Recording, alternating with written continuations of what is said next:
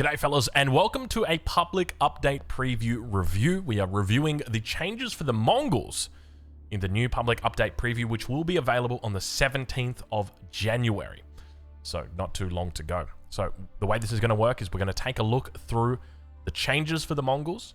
I'll read you out each change, and then we're going to go through and dissect each change, see whether it's a good change, see whether it's a great change, or see whether it's a not so good change. All right, let's do it. Fixed an issue where Mongol Silver Tree landmark does not correctly follow hotkey rebinds for market. That's a good change. Oh, never mind. We went back. There we go. Kurultai landmark no longer requires the Khan nearby to apply damage buff. Good change. Damage buff properly applies to bonus damage. Good change. Aura radius increased from 0.75 tiles to 10 tiles. Oh my lord, the Kurultai is back, baby. Khaganate Palace, one of the most useless landmarks of Age of Empires 4, finally getting a change. Automatically rallies a random army from across the Mongol Empire and its dominions, including 3 elite Rus knights, 2 warrior monks, 5 elite horse archers, 1 nest of bee. I never realized it's called a nest of bee if it's singular. Are you sure it's called a nest of bee if it's singular? I feel like it's a nest of bees because we're referring to the bees in a nest. Not necessarily that there is a single nest of bee. Like, I don't think 3DB's got a nest, but if he did, this probably wouldn't be it. What are we looking for? Here, right here. Clock tower, nest of bees. Yeah, it's a nest of bees. There you go. Look at that, old Drongo. He knows where the bees live, and it's in the nest. We'll fix that one up. Don't worry, guys. 1 nest of bees. 5 elite palace guards. 5 elite Mangudais. 1 Hui Pao trebuchet, which is a massive trebuchet with greatly increased range and damage. Train times are scaled based on the unit, but in general spawn much faster than the previous 90 seconds. Oh my god, that makes me excited. White Stupa landmark now contains Uvu technologies. Mongol buildings now show additional build menus in caster mode. Fixed a bug where improved textiles upgrade hotkey binding wasn't functioning properly. Uvu influence range now shows correctly during selection stage on larger stone deposits. Using the select all military buildings hotkey no longer selects packed Mongol prayer tents. Signal arrow changes. Khan's signal arrow range increased from 25 to 35. Whistling arrows cost reduced from 100 food and 250 gold to 50 food and 125 gold. And whistling arrows improved. Cost reduced from 350 seconds to 175, 350 stone to 175 stone. Now, I just want to double check. What is the Whistling Arrows technology? And where can I buy it? I think it's available at the Uvu, but I'm going to double check. We're looking at Chinese, aren't we? Here we are. Mongols, Uvu, Whistling Arrows. Increases the Khan's signal arrow duration by 5 seconds and the range by 2 tiles. So basically, the range... Increase the range from 25 to 35. But see, this is the thing, right? Like, you're saying it's 35 range, but then you're telling me plus 2 tiles. What is 35 range to a man who only speaks in tiles? I understand 2 tiles, but I don't know 35 range. I know that 25 to 35 is a decent jump, but from a tangible perspective, anything could be 25. I know, like, the rough... this is the thing, right? When they're talking about radiuses, so that might be a radius of 25. And a radius of 35 is, like, absolutely huge. Probably not. Actually, you know what? That might even be pretty close to it. Maybe a little bit smaller. And this is like, whenever you go and get a pizza, like, just always just get the largest pizza. If you're, like, looking for bang for your buck, just always get the largest pizza. People don't realize it. Because the area that you've got in here is half of the area that you've got out here. Like, to get together with this, right? Like, this is double. By increasing the radius by only 10, you're doubling the amount of... And I'm sure that there's probably, like, some actual math that we could figure that out and be like, this is a 114% increase on the actual effective area of the Khan signal arrow. But we're not going to do that. But we will say that that's a good buff, right? Like, we want to... Anytime we can get buffs on these hero units, I'm all for that. I love hero units. I reckon they're absolute beasts. Anyway... Activate the Khan's Scouting Falcon ability no longer cancels the Khan's current commands. Fixed a bug where early horsemen had less charge damage than their base weapon. Fixed a bug where Dark Age Spearmen had 12 torch damage instead of the intended 10. Oopsie. That's actually a big nerf, dude. I didn't realize that was a thing, but that kind of hurts. Like, they're losing 20% damage right there. Maybe not 20%, 16%, but that's still a lot. Okay, let's get into it. So no changes to the Silver Tree. No changes to the Deer Stones. Which is good, right? Like, both of those landmarks are used relatively equally. I would say, obviously, the Silver Tree a bit more recently with the trade buffs. But we do see a direction where there's viable options for both. Kurultai landmark. The Kurultai landmark has always been seen as a landmark that teams up with the trade landmark, with the Silver Tree. Because the option other than the Kurultai is to go for, gosh, I'm sorry. I'm going to blame long COVID because the Step Redoubt, right? Like, you're getting increased gold from the Step Redoubt, but you don't need increased gold from the Step Redoubt if you're trading because you're getting all of your gold from trade.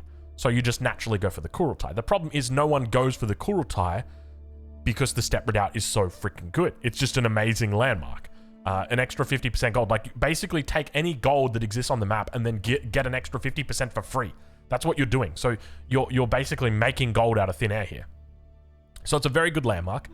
So they're looking to try and bring that in line. So no longer requires the Khan nearby to apply damage buff. So that one is an extra 25%. So activates an additional 25% damage to all units when the Khan comes within range. So this is really cool. But damage buff properly applies to bonus damage. This is a big thing, and a lot of people won't realize this, okay? So if you were to take a look at a Traction Trebuchet, okay? It's got like... I mean, let's go have a look at it right now, but I just want to explain that this is a huge buff to the Traction Trebuchet in particular. And as a result, it really makes a Mongol timing push a lot more threatening. So much so that I wouldn't be surprised to see Kurultai coming out a lot because of this. Because this is now also affecting things like Springles. So if we'll go as quickly as we can in a jiffy. We are in a hurry right now. Let's go Silver Tree. And let's go Step Redoubt. No, not Step Redoubt, we want Kurultai. We don't really need the Kurultai though. And a Siege Workshop. Alright, so let's move one Traction Treb over there, one over here. So you've got a base of 50 damage for the Traction Trebuchet and 250 damage against buildings. So you're doing 5 times the amount of damage to a building, or rather, technically 6 times the amount of damage that you're doing to a unit. You're doing to a building, which is huge. But the problem is, when you increase the damage of a Traction Trebuchet by 25%, which is, wow, Puggers, 25%, that's so much. The building is now just taking 312 damage instead of 300 damage. And it's very underwhelming, and that applies to everything and anything that you put within here. Say, for example, your classic crossbow. Everybody loves a classic crossbow. Guess what? He gets an extra 3 damage, but doesn't get any extra on his bonus. So this is a great change to the Kurultai. Really, really smart move from them to do this, because now it makes the death push. You guys would be familiar with the Mongol death push. It looks something like this. Basically, you get a whole bunch of outposts. So pretend this is my enemy's base, right? So enemy's base is here, and I'm going to put like a whole bunch of outposts there. Springwood Emplacement's going to come through. I'm going to upgrade my spears, and I'm going to make a whole bunch of crossbows with it as well. I would have improved siege engineering as well. And my army would look something like this. And then I'd get Springwood Emplacements. And the reason why this is so much better all of a sudden is because we don't need the Khan to provide that damage bonus. The Khan is a unit that can get easily sniped. If your enemy wants to, they can snipe that bad boy out very, very quickly. Let's get our Trebs on the front line, our Mangonels as well, and let's get these little bad boys over here. Get our little racing cars going. And so now we're trebbing down our enemy's base. Let's put the Kurultai down.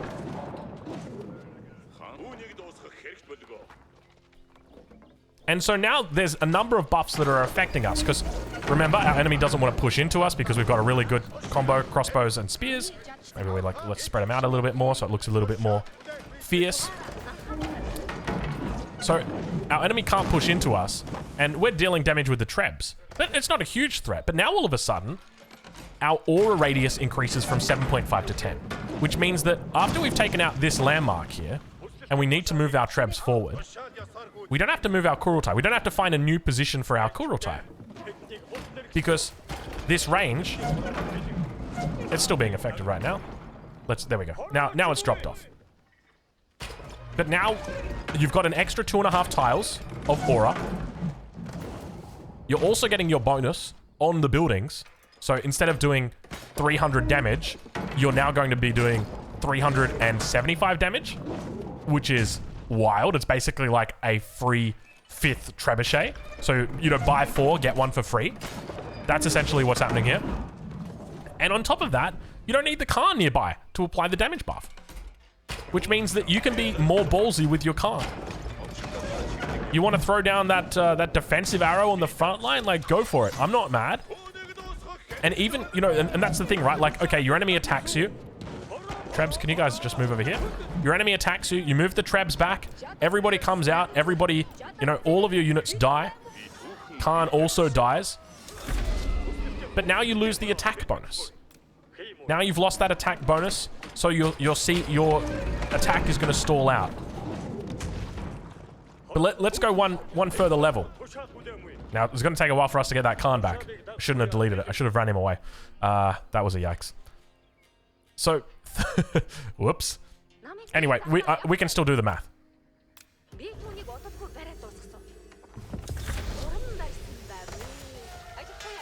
So, what we're looking for is this upgrade. Not this one. Is it in my blacksmith? It might be in my blacksmith. This one right here, Siege Works.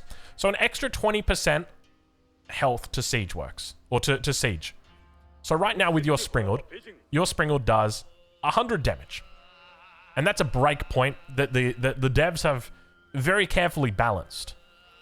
But now all of a sudden, instead of that being with the extra 25%, the Springald was doing an extra 7 damage, so it was doing 107.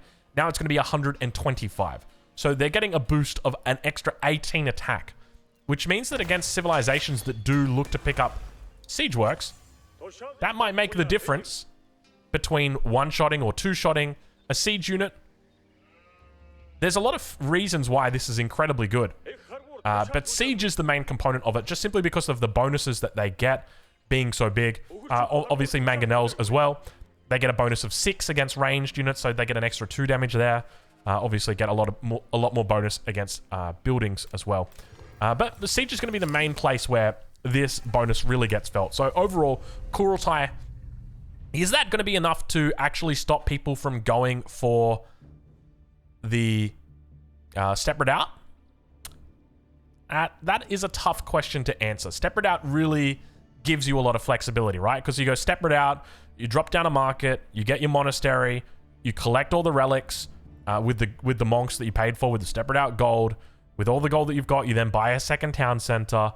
So there's a lot that you're missing out on if you don't go Step Redoubt. So is the Kurultai going to be worth it? Only time will tell. But I still think this is definitely a buff in the right direction. These are great changes from the devs, and I applaud them 100%. This is amazing. All right, the Khaganate Palace landmark automatically rallies a random army from across the Mongol Empire and its dominions. Now, I'm going to assume that the armies that it rallies are fully upgraded, which means that the elite Rus Knights, because they say elite Rus Knights, where do we want to go? Learn. So that means that elite Rus Knights would have Night Sabers, which increases the damage by 4. And it would also mean that they would have Boyar's Fortitude, which increases the health by 20%. And there's even a part of me that says that they would probably have Biology, which increases the health of all cavalry by 20%. Now, I don't know if that's the case. That's probably... I think that might be a bit of a stretch.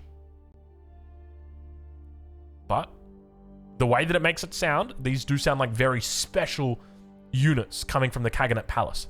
And it's also important to remember that they are random units, so we don't get to choose what we want. So when we get them, we want to be like, oh, that's really good, or oh, that's still good. The thing that stands out the most to me is this bad boy right here. The Huey Pow Trebuchet. Now, I don't know a lot about this guy, but I do know that he comes from the campaign, apparently. So I think that's very exciting for the Mongols to have a new unique unit. But at the same time, a lot of the stuff that's here is really good, especially in the late game. You get late game, right? And you get 5 elite palace guards immediately. Bro, thank you. You get 4 Mangudai. Okay, we're going for a raid. You get 5 elite horse archers. Remember, all of these are like unique units, right? Every single one of these are unique units, and they're good unique units. Like a fully upgraded horse archer with mounted precision. Like, that's wild, bro. These are really good units. So, the White Stupa, people only went the White Stupa because the Khaganate Palace just wasn't an option. It didn't seem at all worth what you were putting into it, right? Like, it was just so much easier to go, I'll just get the White Stupa. Like, it's more stone. I can always spend stone on, like, whether it's cannon emplacements or unique upgrades that are improved. Like, it's much easier. I'll just get the White Stupa, and it acts as a second Uvu, so I can put my pastures around it. But this is looking good. This is looking seriously threatening. So I'm excited about this. And I suspect this is going to see a lot of play. And you may even see people going fast Imperial into the Khaganate Palace, because it's quite literally a military school on steroids. You don't need to upgrade the units. They're already upgraded for you. I would just feel let down by this one, the 2 warrior monks. If you got that one, like, you have drawn the short straw right there. Anything else I think is pretty decent. But it depends on the time of the game that you're in as well. Because remember, the warrior monks, actually, you know what? Maybe I take that back. Warrior monks have got bonuses. And remember, if they're fully upgraded, let's say it's a warrior monk that comes with blessing duration and saint's reach and the improved blessing. Does it really give that much? Not really.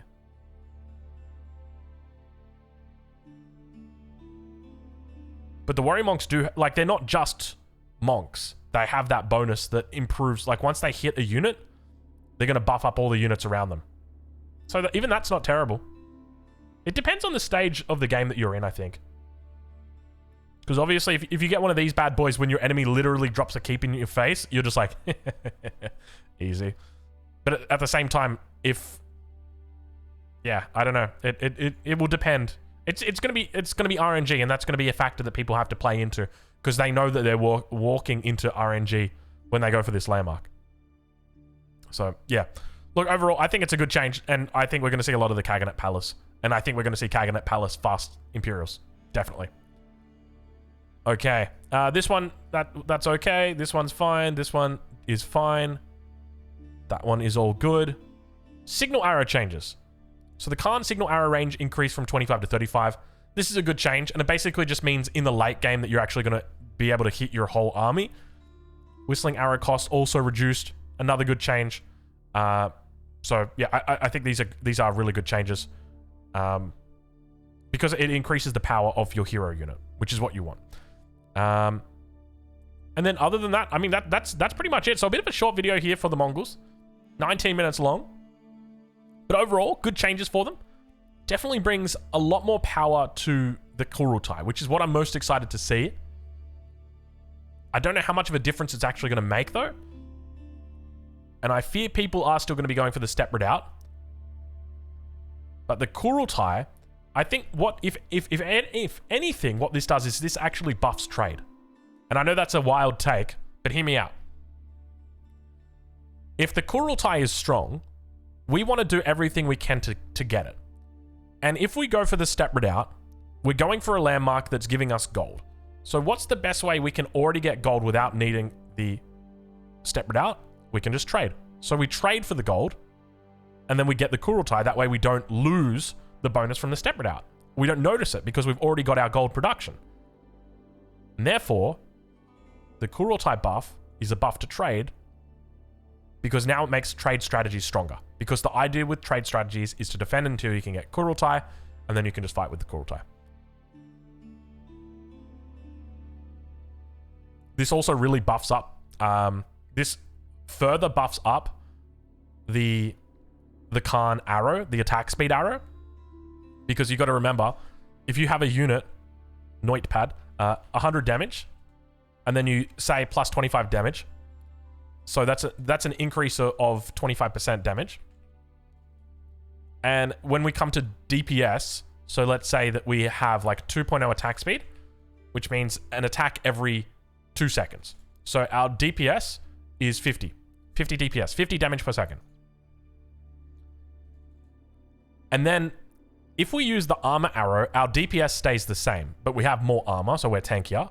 But if we use the attack speed arrow, that might reduce our attack speed down to 1.5, which means that now we're also multiplying our base damage and our extra damage as well, which means that our DPS is going to stack very, very effectively with these two bonuses.